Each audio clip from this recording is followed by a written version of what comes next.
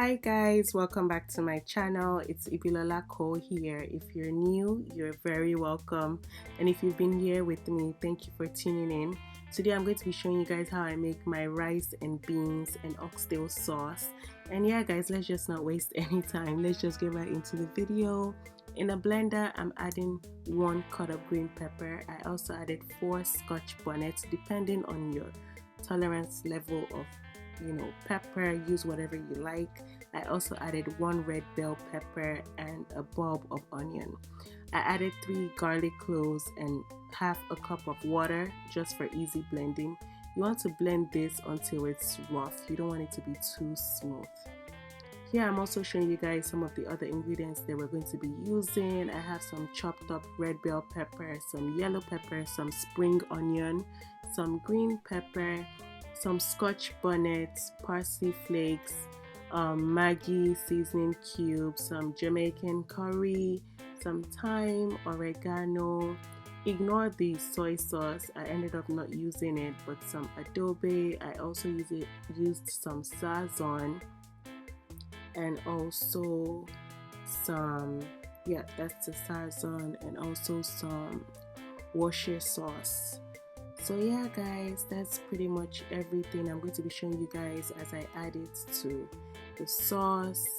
But yeah, let's just get right into the video. So guys, I used a bag of oxtail for this recipe.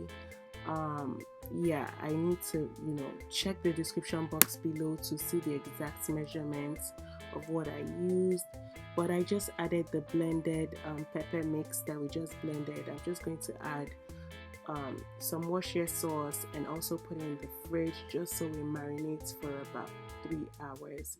I think I left this overnight, I'm not sure, but yeah guys, just leave it, if you, depending on how you want it. If you want it to actually properly marinate and you want the flavor to go in properly, you should marinate this for at least 24 hours.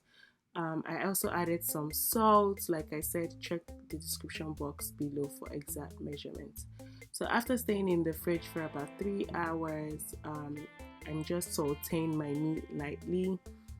On each side, you want to saute this for about 2 minutes till it's brown, and that's just basically what I'm doing here. This was absolutely, oh my god, absolutely yummy. I feel like I've gotten to the habit of not really eating while I cook. Like, no matter how tasty, like, it takes a lot of perseverance to not eat this, but it smelled so nice. It was so succulent and juicy. If you're not following me on my Instagram, make sure you take this opportunity to follow me, and if you haven't subscribed to my channel, you need to hold up from watching this and just click the subscribe button. Okay, it's free. So guys, after 2 minutes, I'm just going to take it out from the pan and put it aside.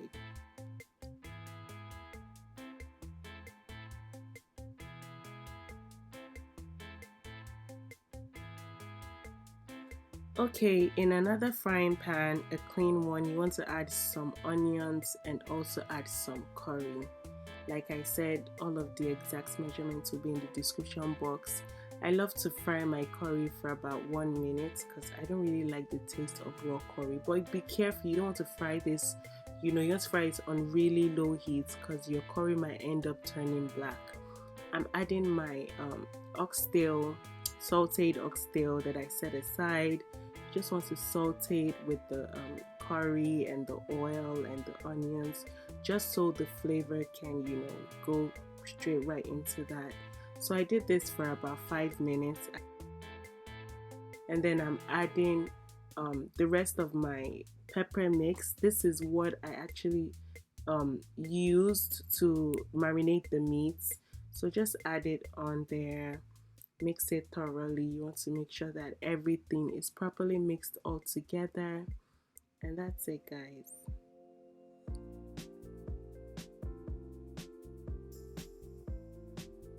So after mixing that, I'm adding my green pepper, my red bell pepper, my yellow peppers. This sauce is made of lots of peppers. I love it colorful and flavorful and bright. Just look at how beautiful this looks like. It's so rich and so yummy. So I added all of the things that I showed you guys earlier: your green pepper, your yellow pepper, your red bell pepper. And I'm just mixing that all together just so it's properly, combined and the flavor is, everywhere and not one-sided. So that's pretty much what you're going to be seeing me doing. And afterwards, I'll add some more spice. I added some thyme leaves, some parsley, some sazon seasoning. I added some chicken stock earlier before the sazon. And yeah, guys, I'm just going to mix this all together. The reason why I'm adding, lots of the veggies is because I don't want to add, I need like a thickener, and I don't want to add like my regular, I always use corn flour. So the tomatoes will actually make it a little bit thick. So that's pretty much what I'm trying to achieve. I added some more salt. You want to make sure that you're tasting your sauce for seasoning. I added some water because I want the meat to thoroughly cook in this sauce. I also added some chicken stock. Again, you want to make sure that your meat is like dropping off the bone. That's what I'm trying to achieve. Very soft and very succulent, not anything that you'll be tearing or struggling with. So you want to add about 2 cups of water, mix it all together, and cover it up so it can cook. So you want to cook this for about 15 minutes. After 15 minutes, I just added some fresh parsley. I love the smell of parsley. I love the flavor it gives my meals. After, putting your parsley, you want to make sure that you mix it properly into the sauce and just cover it for another 10 minutes. And yeah, guys, don't leave your sauce. Like I always say, don't leave your sauce and go and FaceTime. You don't want this to burn. But yeah, it was, kind of soft at this point, but it wasn't as soft as I wanted it. So I just mixed it all together, and I covered it up again. So you're going to see me do that in a bit.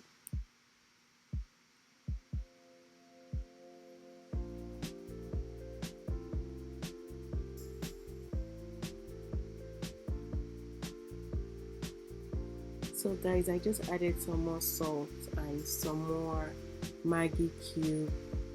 Please don't be afraid. I was constantly tasting my stew, so you should do the same. Don't just add and add.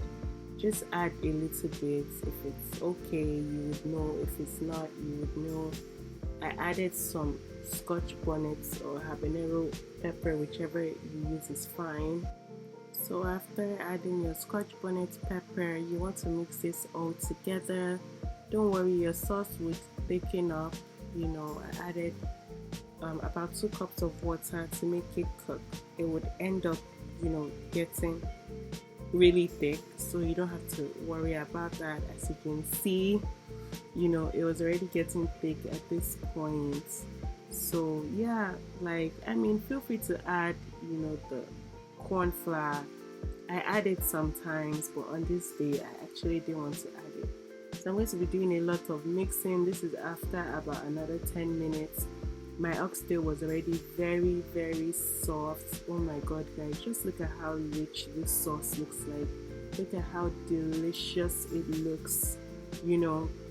This was so good, and I really want you guys to try it and let me know what you think. I really appreciate you when you comment, on my videos. Let me know if you enjoyed it. Let me know, how it turns out for you. But this was absolutely delicious. This was so rich. You can pretty much eat this with so many things. You can eat it with rice, you can eat it with plantain, you can eat it with pasta, whatever you feel like eating it with. And yeah, I had it with rice, guys. no biggie. I just had it with white rice and I added some beans. Use whatever beans you like.